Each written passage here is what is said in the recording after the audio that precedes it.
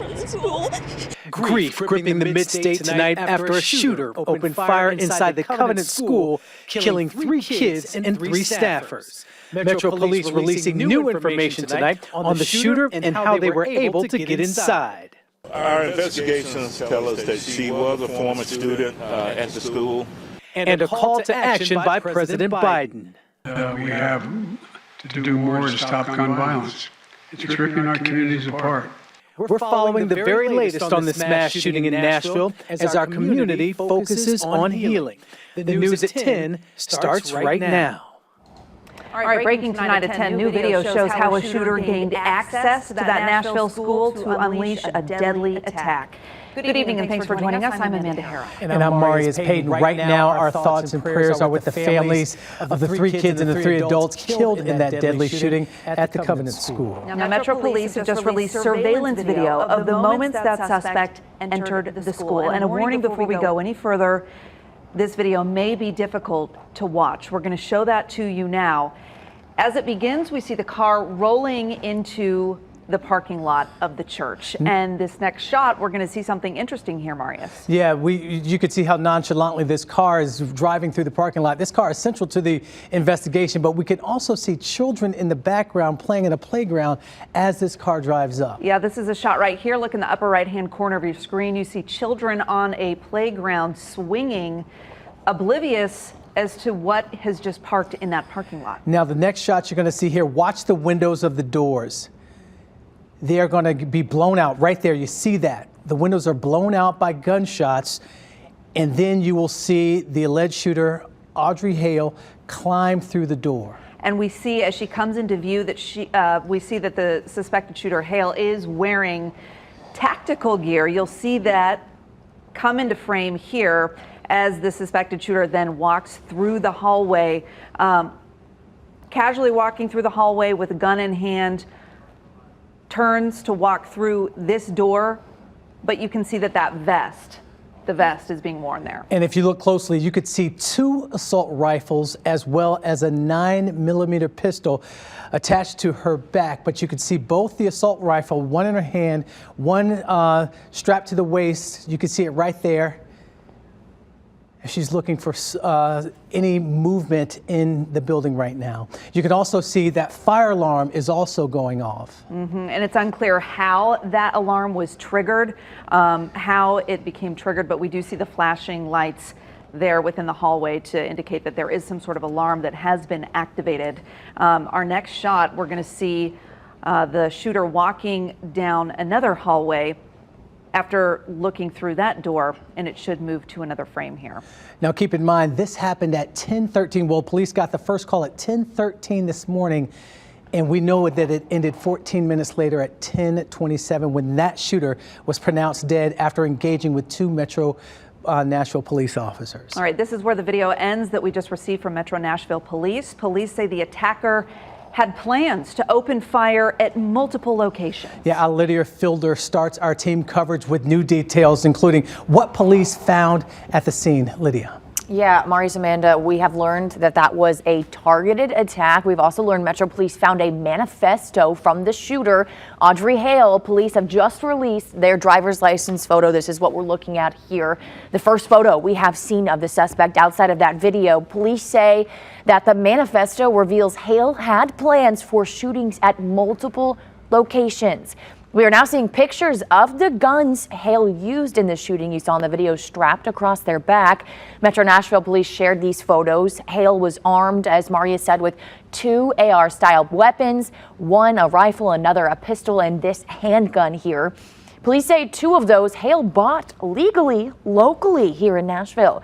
They say Hale also had significant ammunition with them, saying Hale was ready for a confrontation with police. In fact, a big question was how Hale got inside. Well, it was just answered with that video as well as by police. Police say all the school doors were locked, so Hale got in by shooting through them and making entrance. Those pictures you see here. Even further, as police started arriving on campus, Hale fired at them through the upstairs windows. The bullet holes you're looking at are photos of those second-story windows as well as in the police cruiser windshield. In the face of that, 5 Metro Nashville police officers sprang into action. Metro Police Chief John Drake says Hale was planning to do more harm than was done thanks to the quick action of those officers. I was hoping this day would never ever come here in this city, but we would never wait to make entry and to go in and to stop a threat, especially when it deals with our children. Yet Chief Drake says in the surveillance video, you can hear gunfire as officers eventually enter the building. Then they shoot and kill Hale.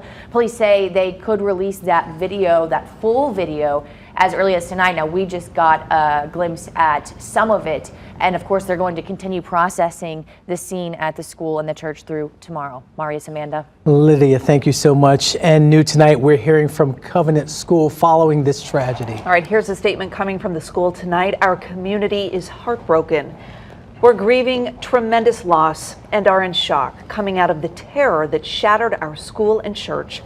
We're focused on loving our students, our families, our faculty and staff, and beginning the process of healing. It goes on to say, we appreciate the outpouring of support we have received, and we are tremendously grateful to the first responders who acted quickly to protect our students, faculty, and staff.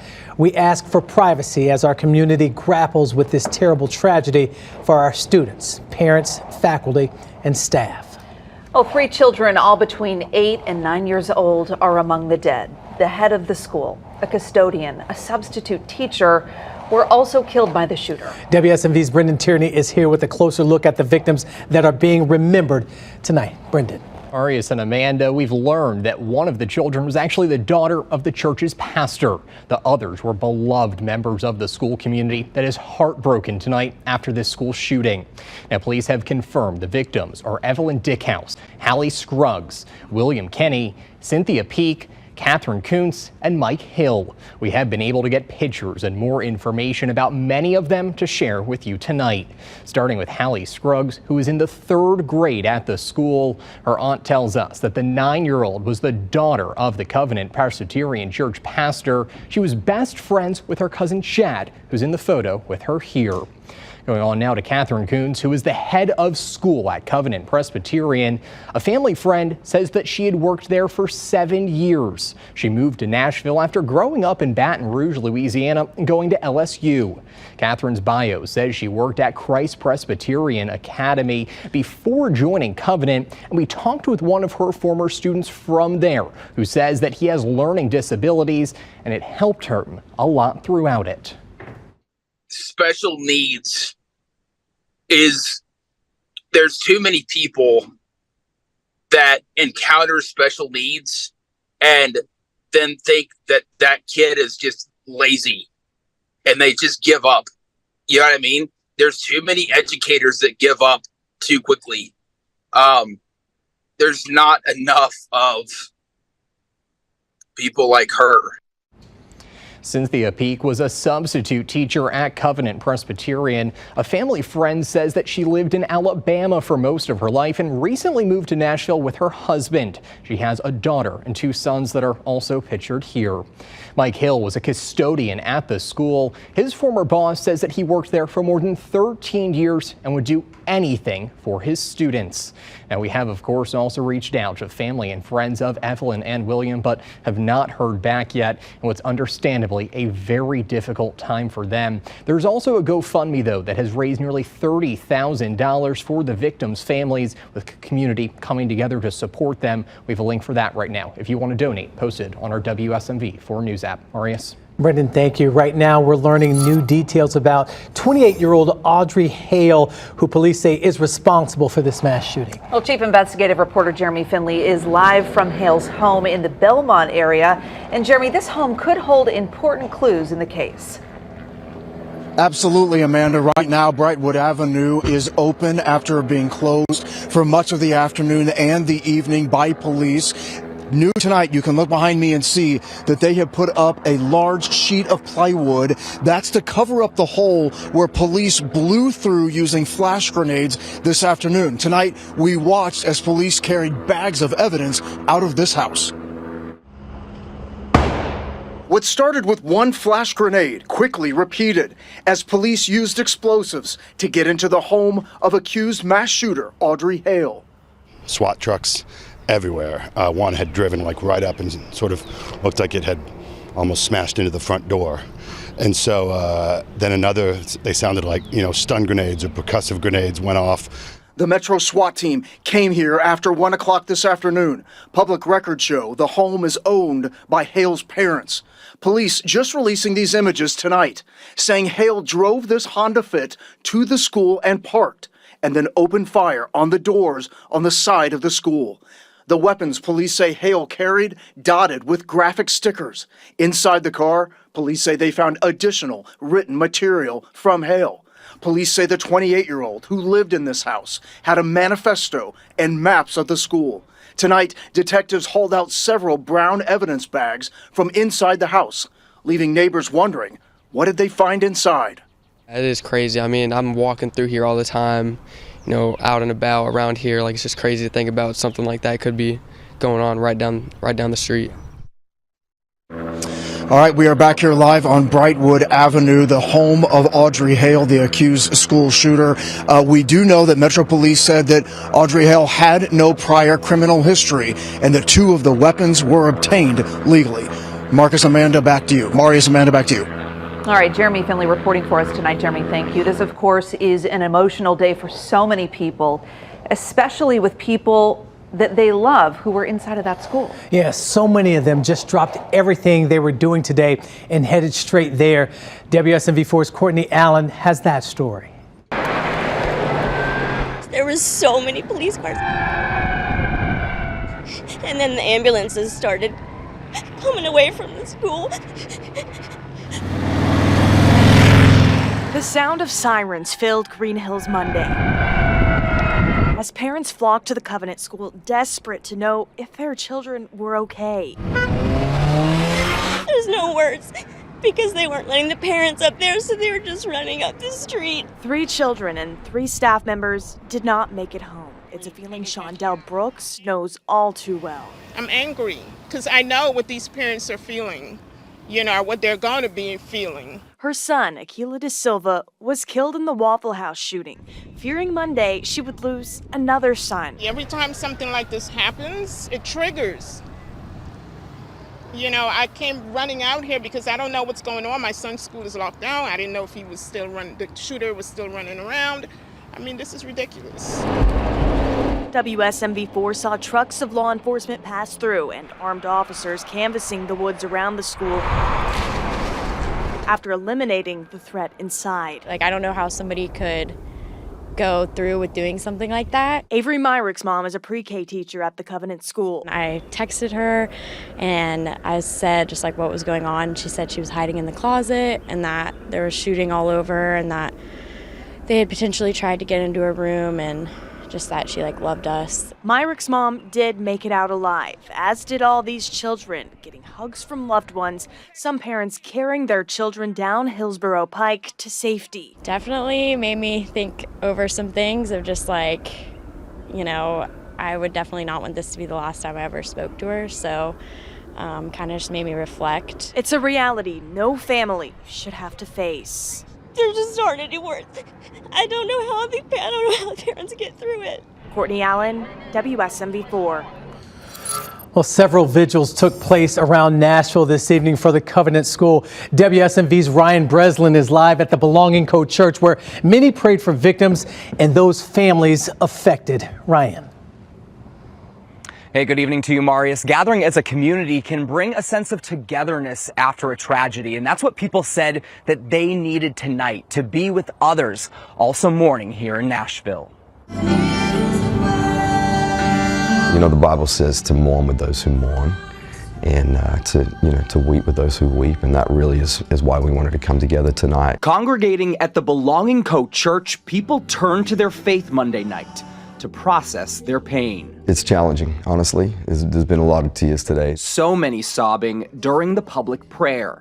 Some parishioners are families who send their children to the Covenant School. That's what's been hard today. This is knowing that my kids got up and went to school today, and to know that other parents woke up this morning thinking my kid's just going to school and they'll never see their kid again is pretty heartbreaking as a father. and it's hard to make sense of that. All across Nashville, people spent the day trying to make sense of the tragedy, including the Cathedral of the Incarnation. People came to Mass today full of hurt and pain and grief. And all throughout Mass, I saw tears of various parishioners that gathered. And they just need to come together and just be with another. And Christian singer Lauren Daigle postponing her album preview concert to hold a community-wide vigil in its place. Something has to change. This can't keep happening. And I don't know how close to home it has to hit. In this moment, people say you forget about things that don't matter. Rally around the people that are hurting. And Pastor Henry Seeley of Belonging Co. Church says that it's normal to feel pain and grief during times like this, but with faith, there's peace that surpasses understanding during these times. Amanda? All right, Ryan reporting for us tonight. Ryan, thank you. There is also a memorial growing right now outside of the Covenant School itself. Danielle Jackson is there. Danielle, an emotional night for people who have stopped by and continue to grow this memorial. Very emotional, Amanda. I can tell you, you can just feel the heaviness as people stopped and just prayed in front of that memorial site. I talked to several people who had tears in their eyes. They told me they were just at a loss for words and just wanted to come by here and pay their respects after today's mass shooting.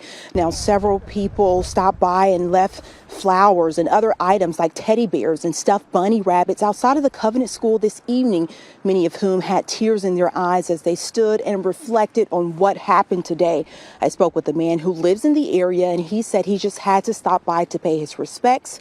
And I also talked with two ladies who expressed their feelings about the deadly school shooting and the message to those who've been impacted. Kids should be able to go to school and have fun and learn, not be shot and die. We want to let people know that, hey, we're here as your, fellow Nashville citizens, and we want to show that, you are not alone. Just a very somber day here in Nashville for this entire community. Several churches, as Ryan mentioned, held vigils today, just praying and comforting people in this community during this difficult time. Now, there's going to be a growing memorial outside of the Covenant School. I can imagine more people coming by, stopping by to leave flowers and prayers and just to pay their respects. Back to you guys in the studio. All right, Danielle, thanks. Tonight, we know there are so many families wondering, how do I talk to my kids about what happened today? This is a story that hits home for one of our reporters, Joylyn Bukovac, and she may be able to offer families a little help. Joylyn is a school shooting survivor. She sat down with our Brendan Tierney to talk about how to process the trauma and how to talk with your children. Now, the toughest part is the unknown. Joylyn Bukovac reporting on something she knows all too well. Having to run and hide in her music class at Discovery Middle School in Madison, Alabama, when she was just 13 years old after witnessing a shooting in the hallway. There was the victim on the ground, and I knew it was bad. I knew I needed to get out. She says talking with parents and other witnesses today outside of Covenant Presbyterian School took her back to that day in 2010. A lot of this is really bringing up a lot of tough memories for me that I'm going through. Thinking about what her parents had to go through, praying she was alive and would come home. I can't even put into words what was going through my mind. My heart broke for those families. Joylyn says what happened to her made her want to become a news reporter. In this case, it's also to share her perspective with parents and their children. If I can just help one family, one person, that would make sharing my story worth it. But Joylyn says it takes time to process the trauma of a shooting like this. She was diagnosed with PTSD, but not until she was in college. She says it's important to be patient with your children, even if they didn't hear or see what happened at Covenant School. Just tell them that you're here to talk when they're ready. I think that's a big key. And don't make them feel guilty about not wanting to talk. Brendan Tierney, WSMV4. Well, school shootings have been a growing trend in America over the last few years. Data shows that they have steadily risen over the past 2 decades, peaking last year and then high once again this year. Our Nikki Lattarulo spoke with a professor at UCLA who studies school shootings. And Nikki, what information did he have for you? Yeah, guys, tonight the natural question people have is why, asking why. And as of right now, we do not have that answer. But tonight I spoke with someone who studies these acts of violence for a living. Ron Avi-Astor is a social welfare professor at UCLA studying school safety. He focuses on school shootings and why suspects carry out these horrific acts. I asked him what his observations were specifically on Audrey Hale, and this is what he had to say. This one is so that the person will be remembered. And what we've seen with the prior shooters, and we don't know about this one, but it could be that this is what she's doing, is that they're normally suicidal and homicidal. So they're not just suicidal. They want to take out a lot of other people when they go, and they want to get innocent victims that have nothing to do with it, preferably to create horror. And the goal is to be remembered. And although it sounds awful and terrible, their suicide is not in vain. And through research, Avi-Astor says a lot of these school shootings are copycat attacks where the suspect spends time studying other mass shootings and wants to, quote, break records and be remembered. All right, Nikki reporting for us with some important context there. Our coverage continues in the WSMV 4 News app. Yeah, we're going to send alerts to your phone as this story continues to develop. All right, coming up in just a few minutes, the White House lowers flags to half staff as the country's commander-in-chief sends a message to Nashville. But right now, we do want to get a quick check of your weather. Meteorologist Dan Thomas joins us now to break down your forecast. Dan. And thankfully, guys, we have a peaceful night in downtown Nashville. Some cloud cover is on the way, but we do see some cool conditions out there. Let's go right to the weather headlines, and you'll see what's coming our way. And it shows tomorrow will be much cooler than today, 72 today. In 50s and low 60s tomorrow. We turn frosty on Wednesday morning. Widespread frost expected through the area, and then stormy come Friday night. And Friday night, a lot like last Friday night, there could be severe weather in Middle Tennessee. This yellow right now represents a 15% chance of severe weather in the mid-state. And this far out, that's actually rather notable.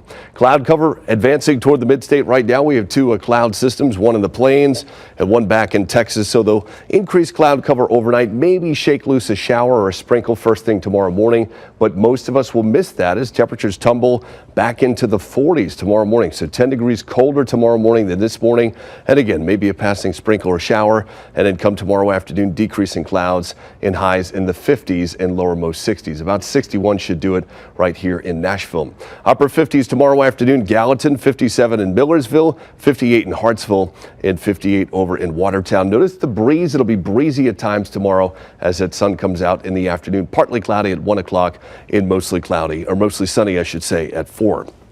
Here's Wednesday morning, and here's that frost potential just for one morning. Low to mid 30s, very likely. Once we get into the afternoon, temperatures a little bit higher. The breeze will be gone. It's going to be a nice, bright, sunny day on Wednesday, so looking pretty good. 58 degrees in Cookeville, 64 in Nashville, and 64 in Murfreesboro. The pollen stays high. It's been high since the weekend, and it will stay high for several days to come right through the end of the week. Once we get into Friday, there'll be some showers around. We have a 50-50 rain chance during the day on Friday. A first alert weather day for Friday night. Again, strong to severe storms will move through. There could be some damaging wind gusts. There could be some isolated tornadoes.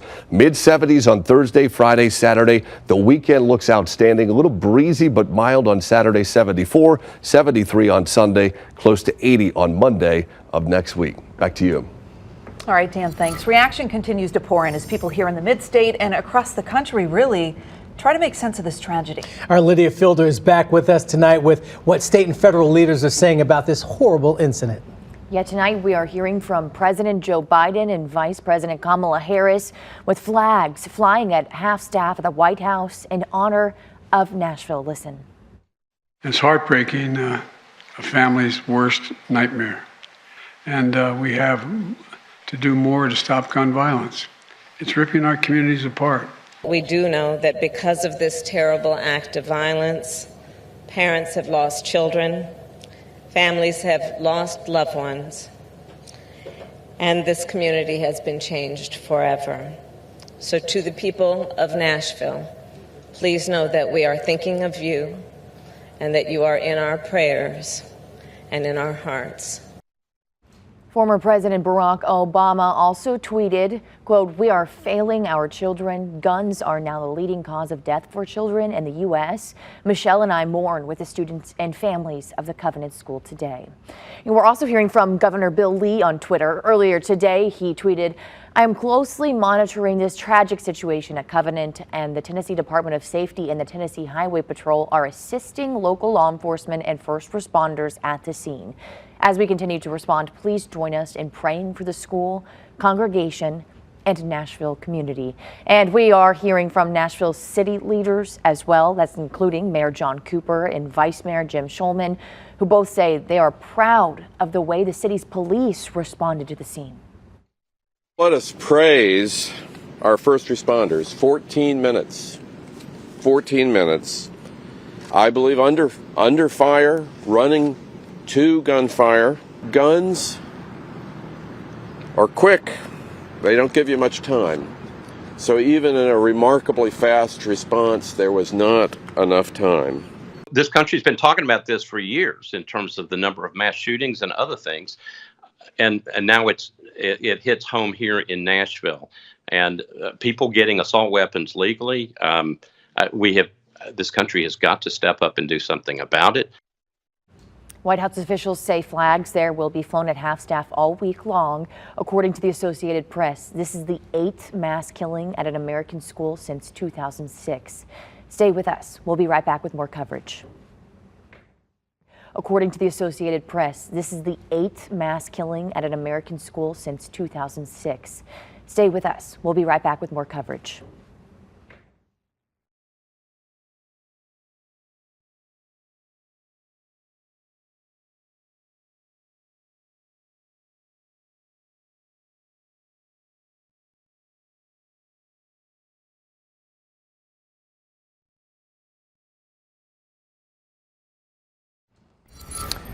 Well, as we prepare to close out the night, here's where this investigation stands. Yeah, 28-year-old Audrey Hale, a former student, brought these 3 guns into Covenant School and opened fire, killing 3 children and 3 adults. You could see some of the stamps on those weapons right there. Some on the handle of that 9mm pistol that was found, and 2 on the, it looks like the magazines of the assault rifle there. Police say it was all part of a targeted attack that began when Hale parked this Honda Fit at the school. We're going to show you a video of that Honda Fit. And then fired bullets at these glass doors, shattering them. And we know that those doors were locked, so the school was following protocol, but the shooter shot those doors out. Well, Hale then started shooting at responding officers from a 2nd-story window before eventually being killed by police. And some of the images that we saw of their cruisers were just kind of gut-wrenching to think what could have happened had an officer been inside one of those cars or been hit by the bullets. Now, right before this show started at 10 o'clock, Metro Police, they released surveillance video showing that car going up to Covenant School, and we saw a little bit of the footage of the alleged shooter, Audrey Hale, walking through the halls. We're going to get to that video as soon as we can. Meanwhile, officers said they found handwritten items along with a manifesto and map detailing school entry points.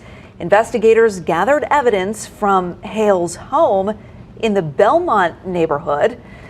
This is the video that we were talking about, surveillance video showing Audrey Hale turning up there in the parking lot of the school. And as you can see in the top of your screen right there, you see children in a playground, totally oblivious, like everyone was, as to what was about to happen.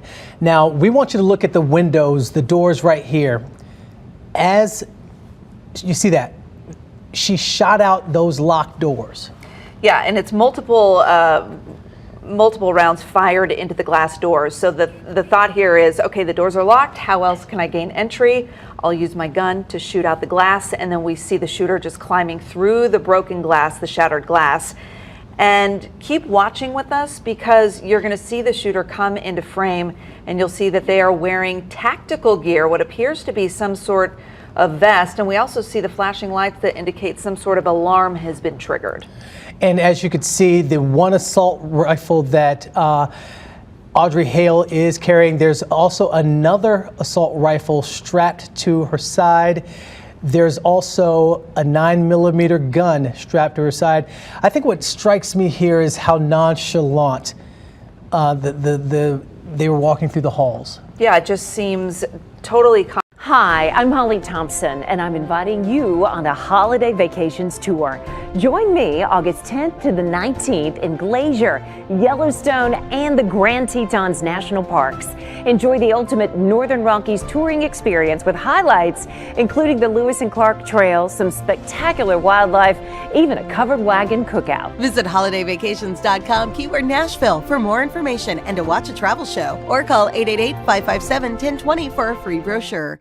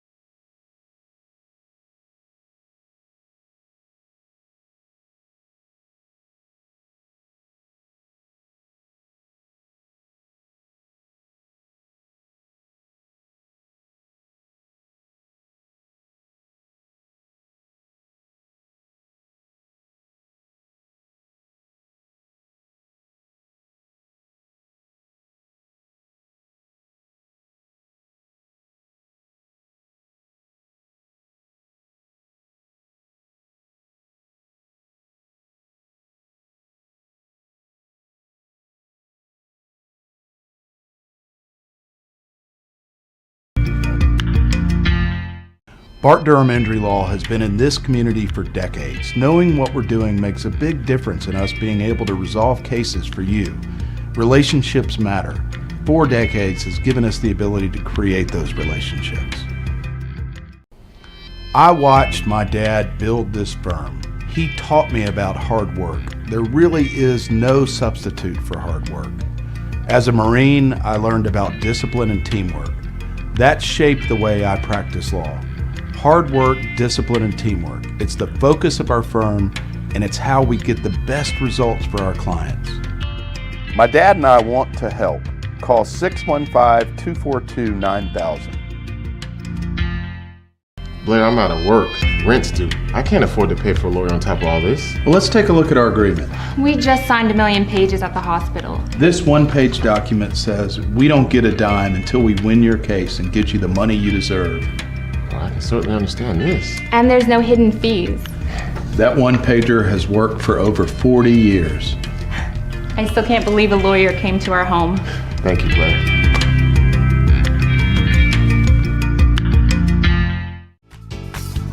Elizabeth, I'm retiring and I'm leaving this job to you.